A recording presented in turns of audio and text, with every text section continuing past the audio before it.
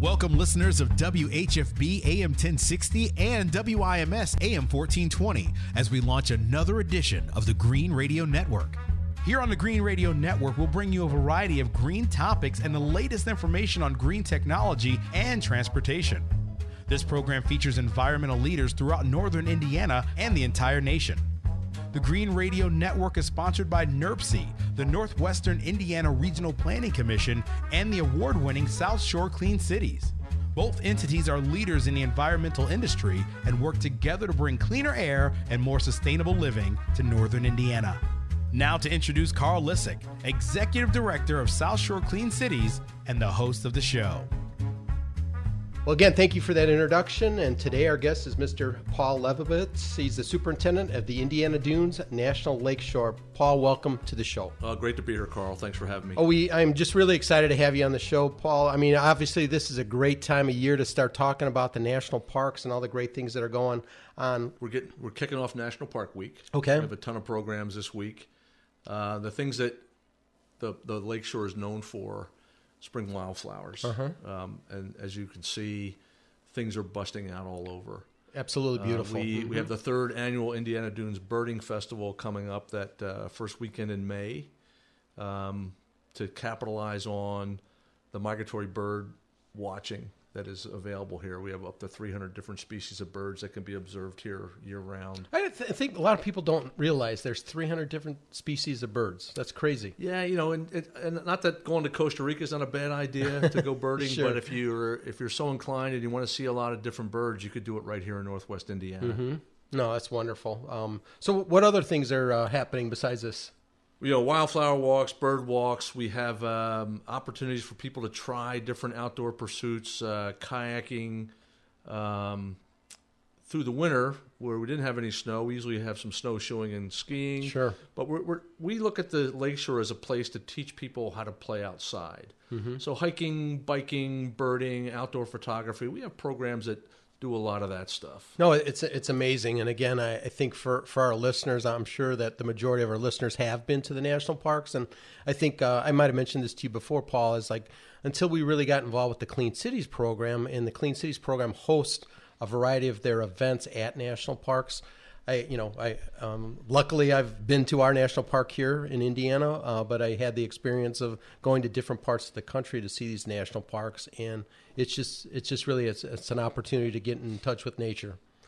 Yeah, what I like to talk about the 417 national parks, and Indiana Dunes here just turned 50. We would argue that we are probably in the top 10 most visited of the national parks. That's wonderful. And it's no secret because we're nestled here in a very large populated area. And so it's easy to get to.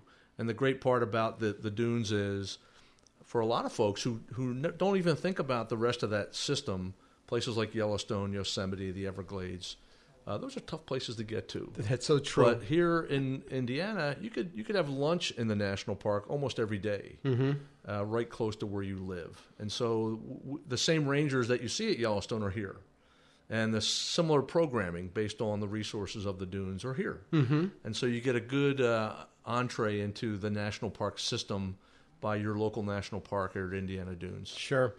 I know there's been a lot of talk about Mount Baldy. Can you give our listeners a little update on what's going on with Mount Baldy? Sure. 4 years ago, we had a young man who found a hole in the sand and was inadvertently buried, and was a good outcome. But Mount Baldy was closed. Since Mount Baldy was closed to investigate that particular incident, we've had some severe storms that have caused some erosion. And now the trail that used to lead you to the beach at Mount Baldy ends at the top of the dune at about a 30-foot sheer cliff of sand. So there's no safe way to get from the parking lot to the beach. And so we're in the process of evaluating a way to ramp the slope so that we can get people safely down to what is maybe about a mile of beautiful beach. Wow. And can't promise an opening date, but the goal is this beach season, you'll be able to get to the beaches at Mount Baldy. Well, that's exciting because I think, a lot of people, again, me growing up in the area, we spent a lot of time in my youth actually going to Mount Baldy, and that's great news for our area. So thank you for that update. So what are some of the biggest opportunities ahead for the Indiana Dunes? So, yeah, we're working a lot on a couple of things. One is that the Dunes is perceived as a beach park. Mm-hmm. And there's so much more to Indiana Dunes. It's more than a June, July, August place to visit. That really it's a year-round destination. I named some of the recreation that's available. Some of the shoulder season birding during the fall and spring migration, spectacular. With the festivals coming up again, it's going to be great. Winter sports, when you have a real winter with some snow. Some unbelievable skiing, cross-country, snowshoe opportunities. The winter landscape on the lakefront is spectacular. It is. Mm-hmm. The biking, the fishing, the places to go just to sort of contemplate with some solitude. Night sky. We have astronomy programs and night sky programs at Kemmel Beach. Some of the beautiful night sky that typically is unavailable in a place where a lot of people live. Mm-hmm. So people learning about the stars and the constellations. I mean, there's just so much going on at the Dunes at any given point in time. And I know there's so many partners that are involved with the Dunes, and we don't want to leave anybody out, but I think, our area is very blessed with a lot of people that really care about the nature, about the preservation, about the future of the Indiana Dunes, and it's just amazing that how many partners that you really have in this endeavor. And so as we look to the future, what should we expect? I mean, we're going to expect, again, I know the Indiana Dunes has been very much the same as when I grew up in this area, but again, with all these different programs and all these different outreach things that you've got going on, it's like, how can we even make it any better? Because it's excellent. No, and so somebody asked me, how many partners do you work with in Indiana Dunes? And I say, well, how much time do you have? Exactly. And the longer I think about it, the more that pop on the list. But, I can talk about a core group that we really couldn't do what we do without them. The Dunes Learning Center, a residential environmental learning center that does great work introducing kids to the National Lakeshore and the natural world. The Friends of Indiana Dunes. Been around a long time, and they've been helping both Indiana Dunes State Park and the National Lakeshore.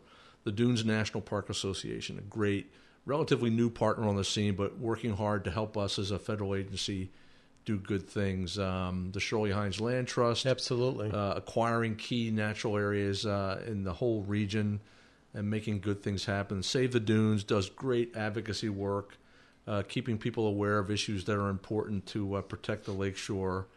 We have agency partners, Indiana Dunes State Park and the Indiana DNR, great partners.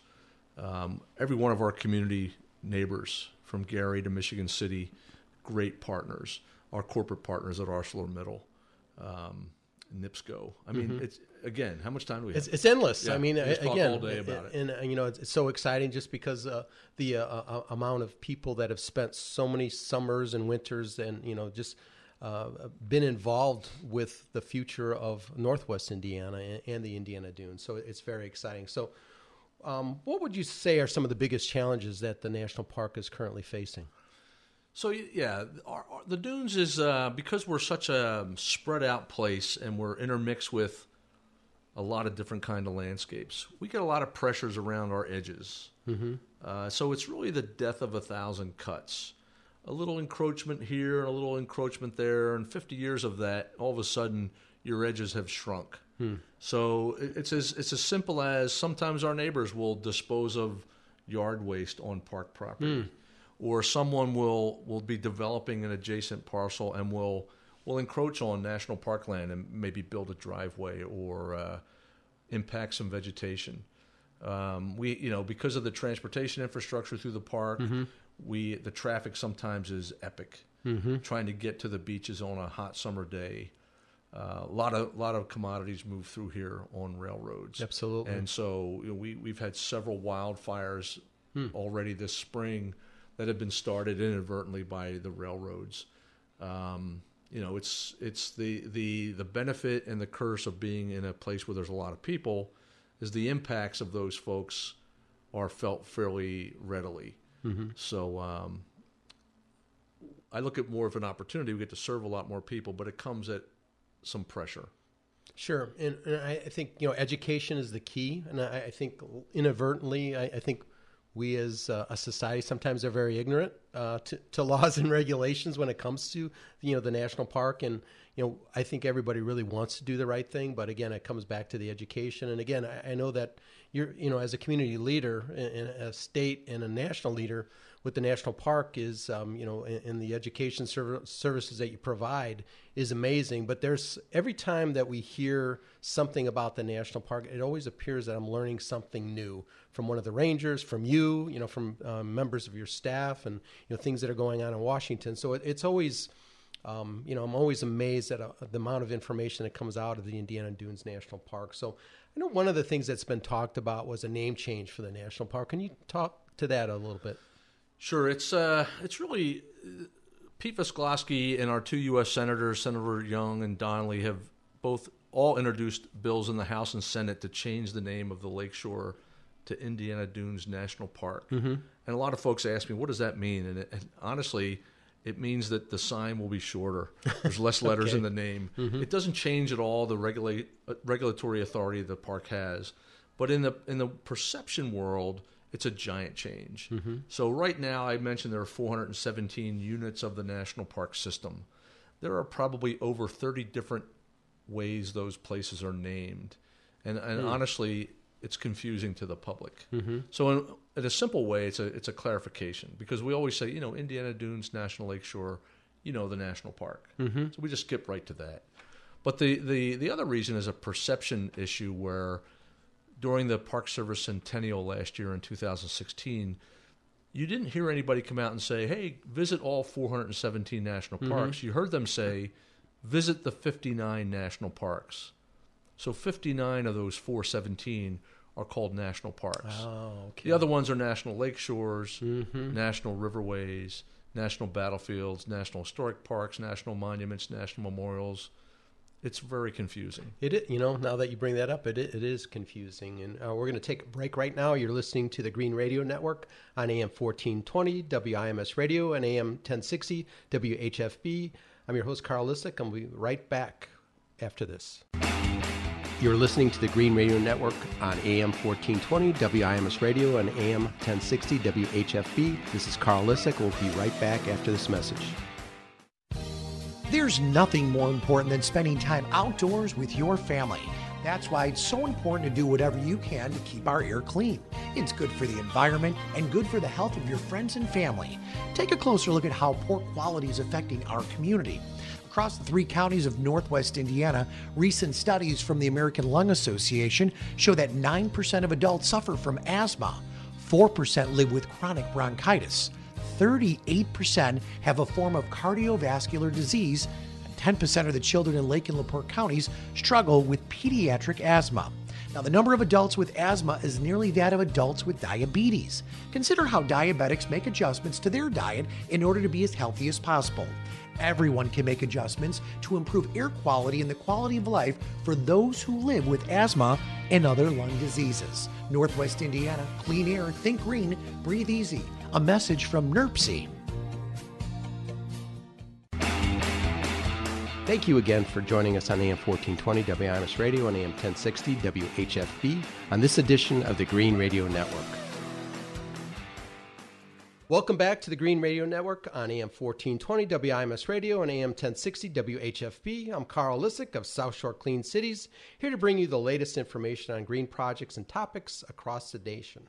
Today our guest is Park Superintendent Mr. Paul Labovitz, Superintendent at the Indiana Dunes National Lakeshore. So, Paul, as we're talking about just different things that are going on at our beautiful national park service, why don't you tell us a little something that people do not know about the national park? So when I first came here, I had no idea that this was one of the most biologically diverse places in North America. And you came from, give our listeners a little history of where you came from. So I've worked mostly in the Midwest. I've been with the Park Service for almost 29 years. I worked in a service program for the first 17 or 18 of those years, which meant that I worked mostly outside of the national parks as a consultant to communities on river conservation and trail development. Okay. But then I was located at the Park Service Regional Office in Philadelphia for my first job. And then I moved to Cuyahoga Valley National Park in Ohio. I had a short stint at Voyageurs National Park in northern Minnesota. went down to St. Paul, worked at the Mississippi National River and Recreation Area, one of those confusing names, Sure. in St. Paul, Minneapolis, and now I'm here at Indiana Dunes. And been lucky, though, in my Park Service career to have worked on conservation projects in about 35 states. Wow. So it's been fun. It's been great. And so I had been to Indiana Dunes as a visitor a couple of times. The classic 3-hour visit. I was heading, on the interstate and needed to stretch my legs and knew there was a park here, and came and of course went right to Lake Michigan and skipped some stones on the lake and got sand in my shoes.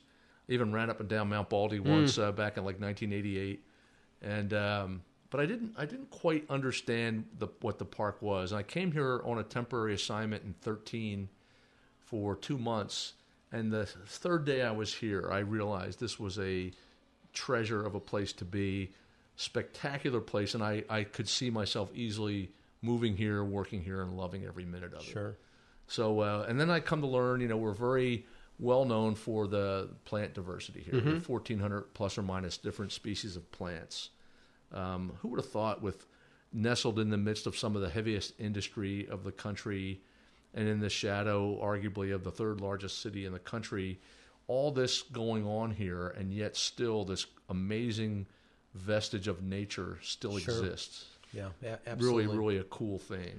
I think a lot of people don't realize that you're also involved with the Pullman district in Chicago. Talk a little bit about that. Yeah, so Indiana Dunes is a fairly large national park, and so with that kind of capacity, when President Obama created Pullman National Monument in February of 2015, I was the acting superintendent there for almost 2 years, and we will continue to support Pullman from a business services, administrative, do some maintenance, even some natural resource work in a limited way.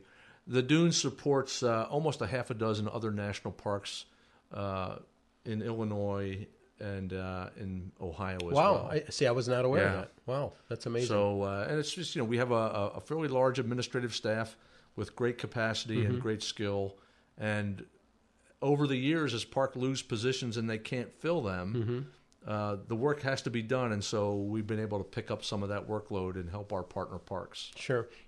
We hear a lot about in our area about brain drain and the lack of opportunities for younger, educated people, philanthropic people to get jobs. And I know the National Park Service, a lot of times there's opportunities to at least get some experience as internships. And so if we have some people that would be interested, how would they find out about job opportunities with you? So yeah, the Park Service webpage, nps.gov, has got a great page as how to work for the National Park Service. Very general, but arguably the best way to learn about how to work for the Park Service is to come to the park, come maybe do a little volunteer work, and then it's sort of a test drive. And we've seen a lot of people who have volunteered, then competed well for seasonal park ranger jobs, and then ultimately start a new career with the National Park Service. And the other thing that people don't know is that we are a job sector in Northwest Indiana. The park has 100 full-time positions, and we probably hire between 50 and 70 seasonal positions every year. Wow. We have jobs. We have an engineer. We have firefighters. We have law enforcement officers. We have business service folks, folks in finance and bookkeeping. We have historians. We have biologists. We have carpenters, electricians, plumbers. We have, you name a job, and there's a good chance that there's somewhere in the National Park System there's that job. As you talked a little bit about your partners previously, again, I know that a lot of your partners serve as volunteers, and they work on numerous things. And, let's just use kayaking as kind of an example, how kayaking in the last several years has really taken off in our area, and we've seen that, and the numerous trails and the connectivity between our trails in the region, and how they're connecting to the National Park Service. So really a lot of exciting opportunities for younger and more mature people to really get involved to make a difference in our area. And so as we come to the end of our program here, why don't you talk a little bit about any closing thoughts that you might have on ways that people can really get help the National Park Service to some of the upcoming opportunities that you see? Sure. Your talk about the kayaking brought to mind the Northwest Indiana Paddling Association, another great park partner. We've been working with them to essentially open up the east branch of the Little Calumet River for paddling sports. And we're at the very end stage of some environmental compliance and planning work, and we're hopefully getting ready to begin some log jam clearing to balance fish habitat and public access for recreation. But the potential is there for 10 or more miles of canoe and kayak on the Little Cal. Open it for better fishing access, and just get people to enjoy this basically hidden treasure in Northwest Indiana. So for folks, what do I recommend folks do? Come to the park. Sure. Stop at the Visitor Center on 49. Learn about the National Lakeshore, the state park. Literally get knocked out about all the things that you can do here besides just lay on the beach at Lake Michigan. It's a great thing to do, is lay on the beach at Lake Michigan. We had a beach picnic in February, one of those warm February weekends. Who would have thought you'd have a picnic in February on a Lake Michigan beach? Spectacular opportunities to hike. We have over 50 miles of trail. If you like to, this is a word I learned here, botanize. People go out looking for plants. There's some unbelievable plant life here that we mentioned earlier. I like the spring leaf owl. I'm a forester by training, and so the trees are coming out. The insects are coming back. The birds are coming back. Wildlife is starting to reproduce. The birds are nesting. I have a family of fox living in my yard that I see almost every day. There's just, spring is a time of new life, and it's just what a better place to enjoy it but the national park. Absolutely. I had one more question for you. The Century of Progress homes. I think, as my family, and we've just enjoyed the dunes, that's always, when we bring in visitors to our area, that's always a topic of conversation. Talk a little bit about that. Sure. The World's Fair in Chicago, I think it was 1937. Something like that, yes. Built these homes to demonstrate how people were going to live in the future. And so the Century of Progress homes, when the fair was over, were barged across the lake and just sort of plopped on a dune in Beverly Shores and were idled for a long time. Park Service acquired them through another great partnership with Indiana Landmarks. We've leased those homes. They've subleased them to individuals who, with a lot of money and love and care, have restored them and are living in them. And then once a year provide an opportunity for a public tour. I think it's usually the second weekend in October. And they're phenomenal. It's a hot ticket. And but the folk, we cycle about 600 people through those homes in a day. They get to meet the lessees, the folks who have renovated them and live in them. And it's a spectacular project, to the point where Landmarks, there's only one that's not occupied, the House of Tomorrow. And Indiana Landmarks is in a fundraising effort to renovate it, and then to develop another lease agreement with some lucky lessee who will get to use that building for either a home or a business of some sort. But to give you an idea of the House of Tomorrow, has a airplane hangar for a garage, because in the future we were all going to fly to work in our small plane, and so it's just one of those interesting little things where the House of Tomorrow is going to come to life, hopefully during this current year. And I know that, with the different things that are going on and all the planning events with all the lakefront communities, here in Michigan City, they're planning, the boat races and, the number of people that actually come to our area. Again, I just think, really the national park is a lot about economic opportunities. And I think that, a lot of times we've got this treasure, and, you as I, we travel around the country, and we always hear about what an asset we have, and that asset is Lake Michigan. And, as we see some of the connectivity of, potentially some businesses coming back for the lakefront water, the clean water, and, just the diversity and then the opportunities here with, our great, with the road system and, hopefully with the RDA and, things that are going on. It's like, I feel like we're sitting on a gold mine right now. And, so congratulations to you and your staff and the great work that you do, and, the philanthropic things that you're such a positive influence on our community, Paul. And I mean that sincerely. Every time I'm always excited when I hear you talk, and your enthusiasm to work with not only the business, but with the philanthropical and the foresters and different things. It's just exciting that we can coincide with business, environmentalists, and, just celebrating this great treasure that we have here in our backyard. So thank you for everything. So any closing thoughts as we close out our show here? No, again, just thanks for the economic role that the park could play. And I'm a firm believer that we should be part of the economic engine for Northwest Indiana, and really a good balance. We have, we both live in this region. Right. We love it here. It's a great place to play. It's a great place to work. It's a great place to live.